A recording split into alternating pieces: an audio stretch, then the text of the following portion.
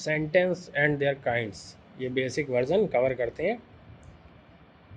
तो सेंटेंस क्या होते हैं? सेंटेंस को हिंदी में बोलते हैं वाक्य। हिंदी में इसकी डेफिनेशन लें तो है शब्दों का ऐसा समूह जो पूर्ण एवं स्पष्ट अर्थ प्रकट करता है, वाक्य कहलाता है।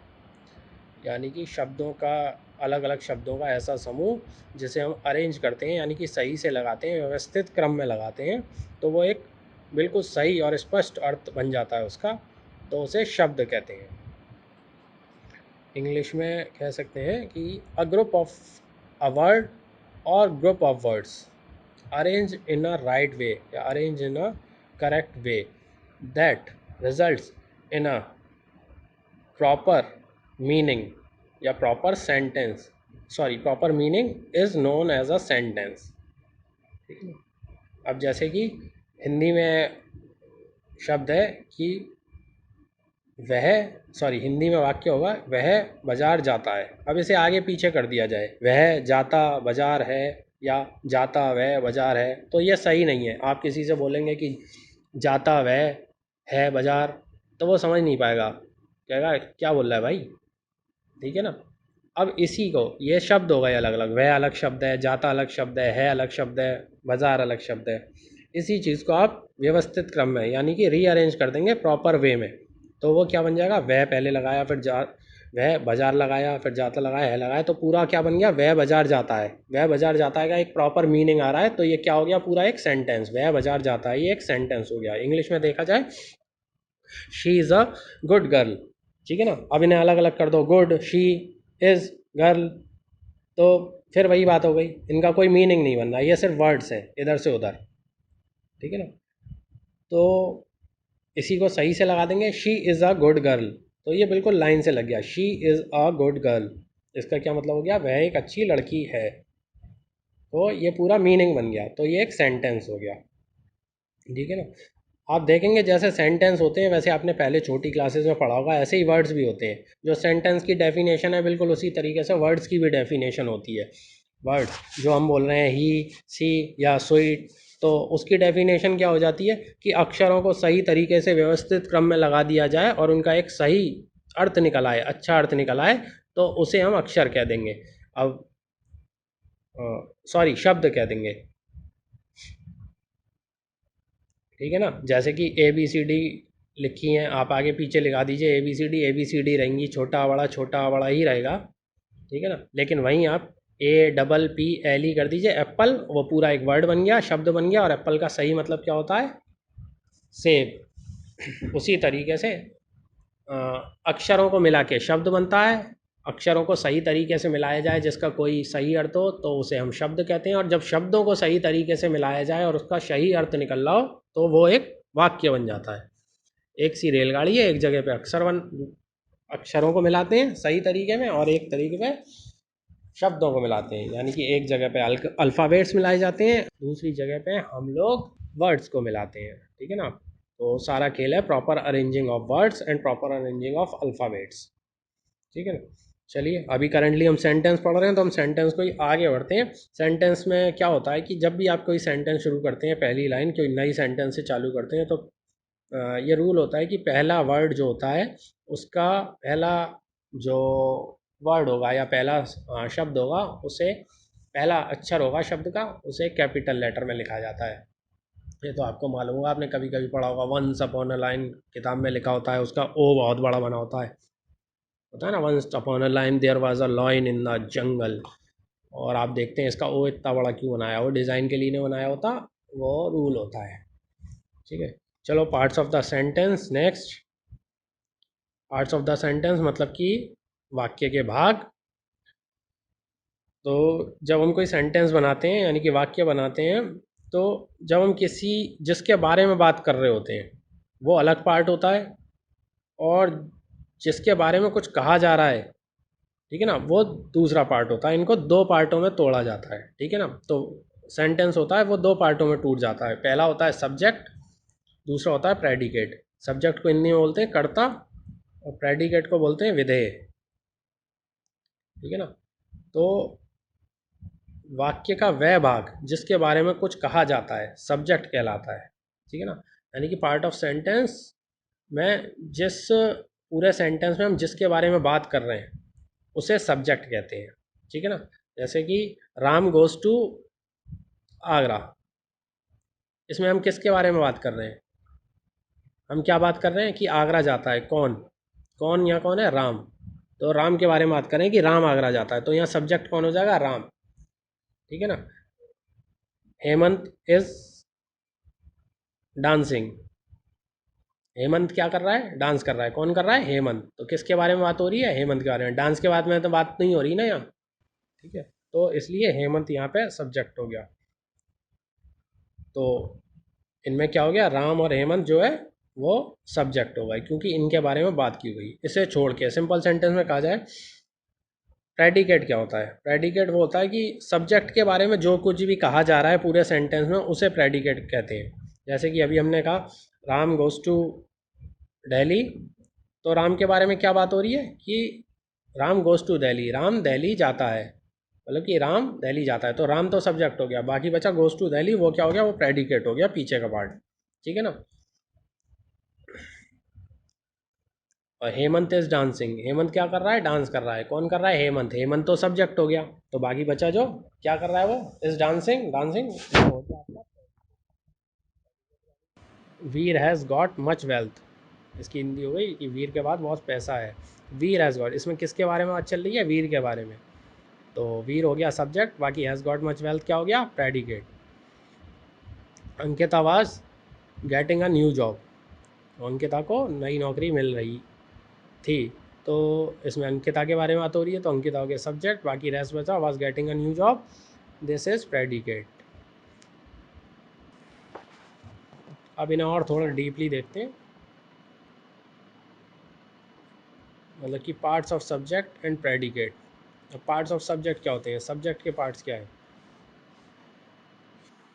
अब कुछ वर्ड्स चालू होते हैं जिसमें सब्जेक्ट एक होता है, और कुछ वर्ड चालू होते हैं जिसमें सब्जेक्ट में दो तीन वर्ड्स होते हैं। जैसे कि राम इज़ गोइंग, इसमें तो एक है, सीधे सीधे राम हो गया, राम इज़ गोइंग। ठीक है। तो इसमें एक वर्ड हो गया।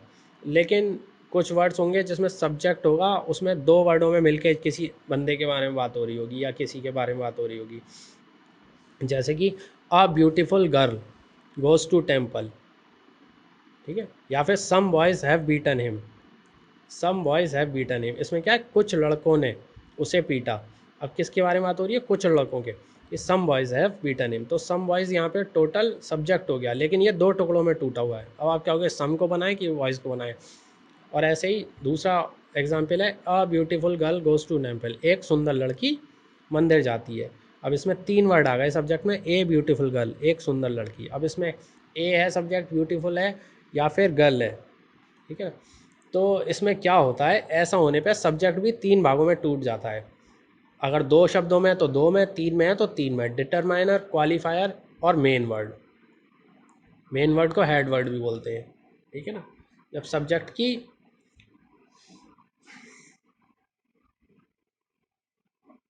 जब सब्जेक्ट सिर्फ एक वर्ड का होता है तो उसे खाली क्वालिफायर बोलते हैं। ठीक है ना। मतलब कि सब्जेक्ट से पहले खाली एक वर्ड आ रहा होता है तो उस वर्ड को हम क्वालिफायर बोलेंगे। यानी कि सम बॉयज़, बॉयज़ यहाँ मेनली सब्जेक्ट है, बॉयज़ सब्जेक्ट है, तो इसमें क्या हो गया? बॉयज़ तो मेन वर्ड है, ये तो मेन वर्ड हो गया, और इससे पहले सम लगाए तो उसे हम क्वालिफायर बोलेंगे। क्या बोलेंगे? क्वालिफायर। ठीक है। अब सब्जेक्ट की व्याख्या करने के लिए अगर दो शब्द होते हैं, यानी सब्जेक्ट को एक्सप्लेन करने के लिए या उससे पहले दो वर्ड लगे होते हैं, तो उसमें फर्स्ट वर्ड को हम क्वालिफायर बोलते हैं, तो सेकंड वर्ड को हम क्या बोलते हैं? डिटरमाइनर। क्वालिफायर तो हो गया, जैसे सम था, बॉयज़ था, बॉयज़ यहाँ पे सब्जेक्ट था, मेन वर्ड था सब्जेक्ट का। तो दूसरा क्या हो गया? उससे पहले वाला वर्ड को क्वालिफायर। लेकिन दूसरा जो हमने एग्जांपल बताया था, a beautiful girl goes to temple, अब beautiful girl goes to temple, अब इसमें गर्ल हो गई मेन वर्ड, की गर्ल के बारे में मुख्य बात हो रही है। अब दूसरा उससे पहले क्या वर्ड लगा है? ब्यूटीफुल, सुंदर लड़की। तो ब्यूटीफुल क्या हो जाएगा? मेन वर्ड से पहले जो वर्ड आता है उसे क्या बोलते हैं? क्वालिफायर। तो ब्यूटीफुल हो गया क्वालिफायर। अब उससे भी पहले जो वर्ड आता है उसे क्या बोलेंगे? Determiner, a. तो ए आ गया, a beautiful girl goes to temple. तो इसमें ए हो गया डिटरमाइनर, ब्यूटीफुल हो गया क्वालिफायर, या गर्ल हो गया मेन वर्ड। ठीक है। उल्टा चल लीजिए, मेन वर्ड याद कीजिए, फिर क्वालिफायर याद कीजिए, फिर डिटरमाइनर, उल्टा चल दीजिए और लाइन से लगा दीजिए। कहीं कहीं पे इट और देयर का भी यूज़ हो जाता है, सब्जेक्ट की तरह यूज़ हो जाता है, ठीक है ना। लेकिन इनका सेंटेंस के अंदर कोई मतलब नहीं होता। तो अगर कहीं पे इट और देयर का यूज़ हो रहा हो जिनका कोई मतलब ना निकल रहा हो, तो उसे न्यूट्रल बोल देते हैं, न्यूट्रल या फिर इंट्रोडक्टरी सब्जेक्ट बोल देते हैं, ठीक है ना। जैसे कि it is summer, there was a monkey. बात तो मंकी के बारे में हो रही है लेकिन देयर लगा हुआ है और उसका कोई मतलब भी नहीं निकल रहा है। इट इज़ समर, बात हो रही है समर के बारे में लेकिन मोस्टली उसका कोई मतलब नहीं निकल रहा है, इट का खाली इट और देयर का यहाँ कोई मतलब नहीं निकल रहा है, ठीक है। तो इन्हें क्या बोल देते हैं, इंट्रोडक्टरी सब्जेक्ट, यानी कि ये इंट्रोडक्शन सा करा रहे हैं सब्जेक्ट का। अब ये सब्जेक्ट के तीन पार्ट हो गए, ठीक है ना। अगर सब्जेक्ट तीन पार्टों में टूटा हुआ है तो मेन वर्ड से पहले वाला शब्द हो जाएगा क्वालिफायर, और क्वालिफायर से जो पहले लगा होगा वो डिटरमाइनर। याद रखिएगा, पहले जो लगा होगा, बाद में नहीं। ये नहीं कि गर्ल के बाद इज लगा हुआ है तो आप इसको बता देंगे, पहले, ठीक है ना। तो पूरा सेंटेंस चालू होगा, सबसे पहले डिटरमाइनर, फिर क्वालिफायर, फिर मेन वर्ड आ रहा होगा, उसके बाद प्रेडिकेट आ जाएगा। आपका बचा हुआ सेंटेंस जो बचेगा वो होगा प्रेडिकेट। अब जैसे सब्जेक्ट के भाग टूटे हुए हैं, उसी तरीके से प्रेडिकेट के भी पार्ट्स टूटते हैं, ठीक है। प्रेडिकेट भी एक से अधिक शब्द का हो सकता है, मोस्टली होगा ही, ठीक है ना। तो जब प्रेडिकेट में एक शब्द हो तो वो सिंपल वर्ब हो जाता है, वर्ब कहते हैं, पार्ट्स ऑफ स्पीच, वर्ब, ठीक है। आपने छोटी क्लासों में भी पढ़ा होगा। और जब वर्ब के साथ और भी वर्ड्स जुड़े होते हो तो उन्हें ऑब्जेक्ट कहते हैं, ठीक है ना। ऑब्जेक्ट कह लेंगे, कॉम्प्लीमेंट कह लेंगे। ऑब्जेक्ट भी डायरेक्ट या इनडायरेक्ट होते हैं, दो तरीके के ऑब्जेक्ट हो जाते हैं, डायरेक्ट ऑब्जेक्ट या इनडायरेक्ट ऑब्जेक्ट, ठीक है। तो यह प्रेडिकेट कितने पार्ट्स में टूट रहा है, वर्ब टूट रहा है, ऑब्जेक्ट टूट रहा है। ऑब्जेक्ट भी दो तरीके का, डायरेक्ट या इनडायरेक्ट, ठीक है। और अब डायरेक्ट ऑब्जेक्ट और इनडायरेक्ट ऑब्जेक्ट को कैसे हम पहचान सकते हैं वो अभी हम देखेंगे। पहले हम सिंपली देख लेते हैं, जैसे कि अभी जैसा कि बताया कि सब्जेक्ट के बाद सिर्फ एक शब्द आ रहा हो तो उसे हम वर्ब बोलेंगे। यह वर्ड हो गया ही गोज, ही सब्जेक्ट है यहाँ पे, खाली ही गोज है, और गोज आपका वर्ब हो गया क्योंकि सिर्फ एक शब्द आ रहा है, इसमें एस या ई एस का यूज़ हो रहा है। आप देख सकते हैं वर्ब की फर्स्ट फॉर्म के वर्ब की फॉर्म के साथ ही एस या ई एस का यूज़ होता है, ठीक है ना। और जैसे अभी हमने अब पहले बताया था, beautiful girl goes to temple, आप इसी को कहते हैं। अब ब्यूटीफुल गर्ल रंस, गोज, ठीक है ना, आगे कुछ नहीं है। तो ब्यूटीफुल गर्ल, ए ब्यूटीफुल गर्ल तो पूरा सब्जेक्ट थी जिसमें हमने डिटरमाइनर, क्वालिफायर या मेन वर्ड यूज़ कर लिया था, तो बचा खाली गोज, या फिर हम रंस भी लगा सकते हैं, रंस ले लीजिए जो अभी एग्जाम्पल दिया। तो ये क्या हो जाएगा, वर्ब, ठीक है ना। अब दूसरा हो गया ही राइट्स एन एप्लीकेशन, ही लगा लीजिए या फिर नाम लगा लीजिए कि सोनू राइट्स एन एप्लीकेशन। तो सोनू क्या हो गया, सोनू सब्जेक्ट हो गया, ठीक है ना, वो मेन सब्जेक्ट हो गया आपका। राइट्स सेकंड होता है, वो क्या हुआ, राइट्स, राइट्स मतलब कि वर्ब, सब्जेक्ट के बाद जो आ रहा है वो हो गया वर्ब, वर्ब या वर्ब की फॉर्म, ठीक है ना। थर्ड बचा an application, Sonu rights an application, आपका सोनू सब्जेक्ट हो गया, राइट्स वर्ब हो गया, अब बचा क्या, एन एप्लीकेशन। एन एप्लीकेशन क्या हो गया, ऑब्जेक्ट हो गई, ठीक। She gifted me a mobile, अब ये she gifted me a mobile, अब इसमें हम ऑब्जेक्ट तोड़ेंगे। अभी तक हमने आपको सिंपल ये बता दिया ऑब्जेक्ट क्या हो जाता है। अब ऑब्जेक्ट भी दो तरीके टूटते हैं जैसा अभी आपको बताया था, डायरेक्ट ऑब्जेक्ट और इनडायरेक्ट ऑब्जेक्ट। तो डायरेक्ट ऑब्जेक्ट कैसे पहचाने जा सकते हैं। अब अब डायरेक्ट ऑब्जेक्ट को आप कैसे पहचानेंगे, जो एक सेंटेंस के अंदर वर्ब के साथ हम दो शब्द लगाते हैं। डायरेक्ट ऑब्जेक्ट जानने के लिए हम वाट लगाते हैं, और इनडायरेक्ट ऑब्जेक्ट जानने के लिए हम फॉर हुम लगाते हैं, ठीक है ना। फॉर हुम मतलब कि किसके लिए, और वाट का मतलब क्या। जैसे कि ये सेंटेंस है, she gifted me a mobile, इसकी हिंदी हुई उसने मुझे एक मोबाइल उपहार में दिया या गिफ्ट दिया, सिंपल बोल रहे हैं गिफ्ट दिया। तो यहाँ वर्ब है गिफ्टेड, तो गिफ्टेड के हम से पूछेंगे गिफ्टेड क्या दिया, मतलब कि व्हाट गिफ्टेड, यानी कि क्या दिया। तो आंसर क्या आ रहा है, आ मोबाइल, तो आ मोबाइल क्या हो जाएगा, डायरेक्ट ऑब्जेक्ट, ये हो गया डायरेक्ट ऑब्जेक्ट। अब हम दोबारा इसी से पूछते हैं वर्ब से, टू हुम मतलब किसे दिया, तो आंसर आ रहा है मी, तो मी क्या हो गया, इनडायरेक्ट ऑब्जेक्ट, ठीक है। इसी तरीके से she gifted a pen to me, क्या दिया, अ पेन, क्या दिया, अ पेन। यहाँ देखिए डायरेक्ट ऑब्जेक्ट आगे भी आ सकता है और पीछे भी आ सकता है। अभी जहाँ पहले था वहाँ इनडायरेक्ट ऑब्जेक्ट पहले आ रहा है, ये दूसरा एग्जाम्पल है, इसमें इनडायरेक्ट ऑब्जेक्ट बाद में आ रहा है। She gifted a pen to me. क्या दिया, एक पेन। एक पेन, तो क्या का जवाब आता है वो क्या होता है, डायरेक्ट ऑब्जेक्ट। तो ए पेन आपका डायरेक्ट ऑब्जेक्ट हो गया। To whom, gifted to whom मतलब कि किसे गिफ्ट दिया, टू मी। टू मी दिया तो टू मी क्या हो गया, जब टू whom का जवाब आया तो वो हो गया इनडायरेक्ट ऑब्जेक्ट। ठीक है, तो ये आप समझ गए होंगे। ठीक है, इसमें काफ़ी एक्सरसाइजेज हैं, आप अपनी ग्रामर की बुक्स में काफ़ी एक्सरसाइजेज देख सकते हैं। ठीक है ना, वर्ड्स इसमें दे रखे हैं बुक में। The Ganga is a big river, Delhi is the capital of India, he was very intelligent, Saroj did not like running. इनमें आप लोग सेंटेंस के पार्ट्स ढूंढने हैं, तो आप घर बैठ कर ढूंढ सकते हैं। लाइक सेंटेंस, सेंटेंस और सेंटेंस के पार्ट सब ढूंढ सकते हैं। ठीक है, अब काइंड्स ऑफ सेंटेंसेस आता है। काइंड्स ऑफ सेंटेंसेस हैं वाक्यों के प्रकार। सेंटेंसेस मोस्टली 4 टाइप्स के होते हैं।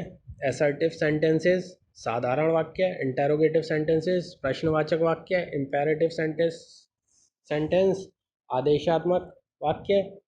एंड एक्सक्लेमेटरी सेंटेंस, विस्मयबोधक वाक्य है। वैसे तो ये नाम से ही आपको मालूम पड़ रहे होंगे कौन सा क्या करता है, किस तरीके से जानते हैं, फिर भी बता देते हैं। स्टार्ट करते हैं असर्टिव सेंटेंस से, जिन्हें बोलते हैं साधारण वाक्य। ऐसे सेंटेंस जिसमें कि सिंपल स्टेटमेंट यूज़ होता है, साधारण सा कथन इस्तेमाल होता है, उसे असर्टिव सेंटेंसेस बोलते हैं। ये किसी भी तरह फैक्ट्स या इवेंट्स को एक्सप्लेन कर सकता है। ठीक है ना, इन्हें फुल स्टॉप से स्टॉप कर देते हैं। अब असर्टिव सेंटेंस दो तरीके के होते हैं, एक होता है अफर्मेटिव सेंटेंस, एक होता है नेगेटिव सेंटेंस। अफर्मेटिव यानी कि सकारात्मक या फिर स्वीकारात्मक वाक्य, यानी जिसमें सब कुछ हाँ हाँ वगैरह सुनाई दे रहा हो, पॉजिटिव सेंटेंस टाइप। और दूसरा होता है नेगेटिव सेंटेंस, नकारात्मक वाक्य। जिन सेंटेंसेस में किसी भी फैक्ट को, घटनाओं को या इवेंट को, किसी भी चीज़ को स्वीकार किया जा रहा हो, वो अफर्मेटिव सेंटेंस कहलाते हैं। ठीक है ना, there is a car outside the house, I am a teacher, she plays outdoor games. इसमें क्या हो रहा है, सिंपल स्टेटमेंट मालूम पड़ रहा है, there is a car outside the house, ये मेरे घर के बाहर एक गाड़ी खड़ी हुई है। ये सीधा सीधा स्टेटमेंट है, तो ये स्टेटमेंट है, सिंपल स्टेटमेंट है, इसमें कोई नेगेटिविटी नहीं है, नॉट वगैरह यूज़ नहीं हो रहा है। तो इसे क्या बोलेंगे हम, असर्टिव सेंटेंस, जो कि अफर्मेटिव सेंटेंस है। असर्टिव सेंटेंस का पार्ट है अफर्मेटिव सेंटेंस। सेकंड होता है नेगेटिव सेंटेंस, जिनमें नकारात्मकता आ जाती है। नॉर्मली मतलब कि जहाँ नॉट और नो का यूज़ हो जाता है, वहाँ पे आप उसे नेगेटिव सेंटेंस बोल सकते हैं। This is not an Apple, है तो स्टेटमेंट ही, सेब के किसी फल के बारे में बता रहे हैं, यह सेब नहीं है। सिंपल स्टेटमेंट दे रहे हैं, कोई नई चीज़ नहीं कर रहे हैं, लेकिन नेगेटिव वे में दे रहे हैं। This is not an apple, she did not speak English, यह they have no child. Simple statements हैं, लेकिन नॉट लगा हुआ है, तो ये नेगेटिव सेंटेंस हो गए। असर्टिव सेंटेंस का नेगेटिव सेंटेंस वाला पार्ट हो गया। ठीक, इसके बाद आ जाता है इंटरोगेटिव सेंटेंस। इंटरोगेटिव प्रश्नवाचक वाक्य, सिंपल है, जहाँ पे प्रश्न पूछा जा रहा होगा वो इंटरोगेटिव सेंटेंस हो गए। इसका एंड में क्वेश्चन मार्क लग जाता है।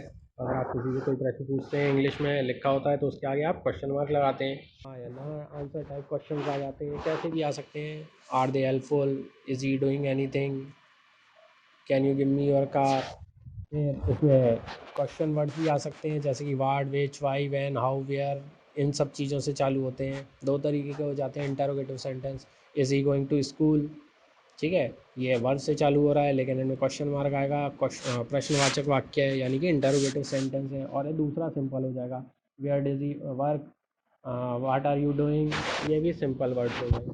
इसके बाद आ जाते हैं इम्पेरेटिव सेंटेंसेस, आदेशात्मक वाक्य, जिनमें कि आप आदेशता दे रहे होते हैं या आदेश सुनाई दे रहा होता है। ठीक है ना, गेट के बाहर लगा हुआ बिहेवियर ऑफ डॉग्स, आदेश है कि भैया कुत्तों से सावधान रहना। कम हियर सून, यहाँ जल्दी आओ, ये सब आदेश है। टेक अ राइट टर्न, एक आदेश सा हो रहा है, ऑर्डर पास हो रहा है। ठीक है ना, कोई बुला रहा है आपको, ठीक है ना, come to me, please bring him to me. तो ये सब हो जाएंगे इम्पेरेटिव सेंटेंसेस।